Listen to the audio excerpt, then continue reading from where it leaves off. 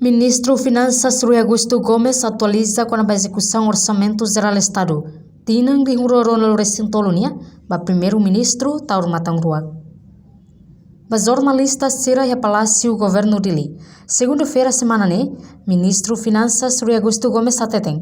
Execução do Orçamento Geral do Estado tinang di Ronald Resintolo, dadaunya atinge 1 milhão atos rohito, vírgula tolo e a primeiro trimestre. Além de Ministro Rui Mosralata Basefi Governo, com a publicação de dados Produto Interno Roto, tinang kotuknya nebe saiba porcento tolo vírgula sia. No dados sirakne se confirma banheira lança relatório final e a fulan setembro tinang rihungrua ruanolo recintolo.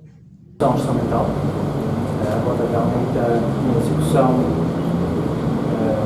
que atinge 207 milhões de dólares no primeiro trimestre. Portanto, montante que ladung asmos ladung ki maioria baik dengan ekonominya estamos relata com a publicação de dados com a também produto interno bruto que na produção dessa é 3,9% crescimento real. Claro que dados também depois se confirma com direito a lançar o relatório final e o full setembro.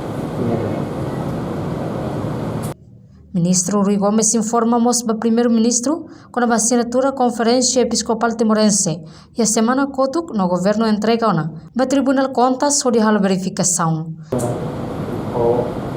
Conferência Episcopal Timorense a semana ordinal e agora dará uma alocação para o Tribunal de Contas para a verificação, visto depois de proceder ao transferência são 15 milhões de dólares.